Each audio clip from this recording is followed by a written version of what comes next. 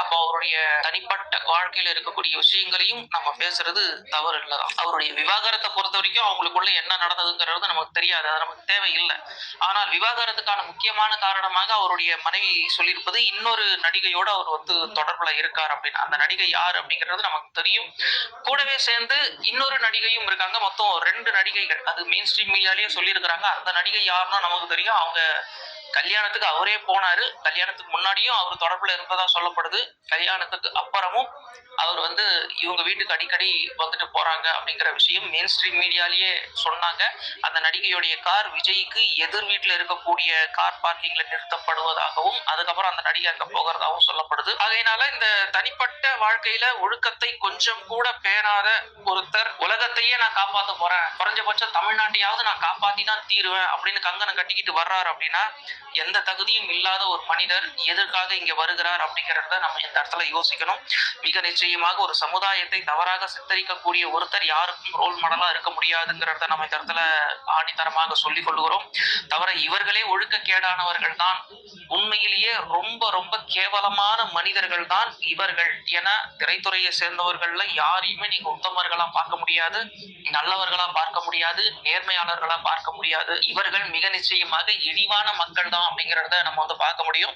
விஜய் ஒவ்வொரு படத்திலையும் ஒவ்வொரு நடிகைக்கும் வாய்ப்பு கொடுக்கிறார் அப்படின்னா எந்த அடிப்படையில அந்த வாய்ப்பு கொடுக்கப்படும் அப்படின்னு நான் சொல்லி உங்களுக்கு தெரிய வேண்டிய அவசியம் இல்லை. அதனால விஜயை பொறுத்த வரைக்கும் ஒரு நல்ல தலைமையாக நம்ம ஏற்றுக்கொள்ள முடியாது. ஆனா இந்த விஜய்க்காக எத்தனை பேரு பின்னாடியே போய் அந்த வண்டியில, பிரச்சார வண்டியில போய் விழுந்து கை காலை உடைச்சுக்கிறாங்க, வண்டியை நாசப்படுத்திக்கிறாங்க, சில நேரங்கள்ல உசிரியே போகுது அப்படிங்கறத நம்ம பாக்குறோம். ஒரு நல்ல தலைவனுக்காக, அவருடைய கொள்கைக்காக நம்ம களத்தணியில் நிக்கிறது அப்படிங்கிறது 100% தப்பு கிடையாது. ஆனா விஜயோடைய இந்த அரசியல் கட்சியுடைய கொள்கை என்ன அப்படின்னு இது வரைக்கும் விஜய்க்கும் தெரியாது, சொல்லவும் இல்ல, கட்சி தொண்டர்களுக்கும் தெரியாது. அப்ப ஏன் இவங்க விஜய் பின்னாடியே போய் உசுரியும் கொடுத்து பைத்தியகாரத்தனமா செத்தும் போறாங்க அப்படின்னு நம்ம பார்க்கும் பொழுது, திரையில பிரம்மாண்டமா பார்த்த ஒருத்தனை நேர்ல பார்க்கணும் அப்படிங்கிற அந்த முட்டாள்தனமான, கிறுக்குத்தனமான, பைத்தியகாரத்தனமான, அறிவு கெட்ட செயல்பாடுகள் தான் இந்த மாதிரி செய்யறதுக்கு காரணமா அமையுது. புர்கா போட்ட பெண்கள் கூட விஜய பார்க்க முடியல அப்படின்னு அழுவுறத நம்ம பாக்குறோம். அது புர்கா போட்ட ஒரு பெண் ஏற்கனவே ஒரு முறை சொன்னாங்க, அது வைரலா போச்சு. எந்த அளவுக்கு அப்படின்னா, என் புருஷன் விஜய் மாதிரி இல்லைன்னா நான் கொன்றுவேன் அப்படின்னு. விஜய்க்கு போன் பண்ணி நானே உனக்கு கல்யாணம் பண்ணிக்கிறேன்னு சொல்ல வேண்டியதானமா? விஜய் ஒண்ணு குப்பையா தான் பாப்பாருங்கிறது அந்த பெண்மணிக்கு தெரியல. ஆகையினால நாம விஜயை பொறுத்த வரைக்கும் காழ்ப்புணர்வு எதுவும் கிடையாது.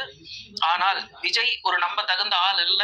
விஜயை பொறுத்த வரைக்கும் மிக நிச்சயமாக முஸ்லிம்களை பற்றின மதிப்பீடு தவறாகத்தான் இருக்கிறது. விஜயை பொறுத்த வரைக்கும் நோன்பு கஞ்சி குடிச்சது அரசியல், விஜயை பொறுத்த வரைக்கும் அங்க நின்னு தொழுதது அரசியல். உங்க மனசாட்சியை தொட்டு இந்த பதிவை பாக்குறவங்க மனசாட்சியை தொட்டு சொல்லுங்க. நோன்பு கஞ்சி குடிச்சது அது ஒரு விருந்து உபச்சாரம், அது பிரச்சனை இல்லை, அங்க யார் வேணாலும் வரலாம், மசூதிக்கு யார் வேணாலும் எப்ப வேணாலும் வரலாம், சரி. ஆனா முஸ்லிம்களோட நின்னு தொழத அந்த ஒரு விஷயம் இருக்குது இல்ல, கொஞ்சம் யோசிச்சு பாருங்க மனசாட்சியோட. அதுல ஏதாவது பக்தி இருக்கா, ஒரு உண்மை இருக்கா, ஒரு சத்தியம் இருக்கா? ஒண்ணுமே கிடையாது.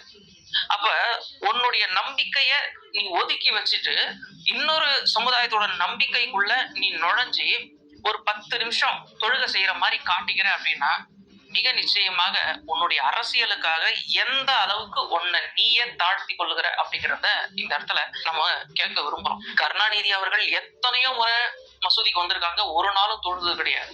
வருவாரு, அந்த கஞ்சி குடிக்க அந்த விருந்தோப்பல்ல கலந்து கொள்வார். ஜெயலலிதா அம்மையார் வருவாங்க, உட்காருவாங்க, கஞ்சிய குடிப்பாங்க, அதோட அவங்க முடிச்சுக்குவாங்க. அவங்களும் ஒரு நாளும் நின்று தொழுது கிடையாது. நீ தொழுகையே செய்யற அப்படின்னு சொன்னா இத பார்த்து நம்ம பாராட்ட மாட்டோம், மகிழ்ச்சி அடைய மாட்டோம். பாத்தியா விஜய் எங்காவது எப்படி எல்லாம் தொடரான் பாத்தியா எங்களோட நின்று, இப்படி எல்லாம் நம்ம சொல்லவே மாட்டோம். காரணம் என்னன்னா, உண்மையிலேயே உங்ககிட்ட பக்தி கிடையாது. இஸ்லாம்னா என்னன்னு தெரியாது, எதுக்காக தொடரும்னு தெரியாது.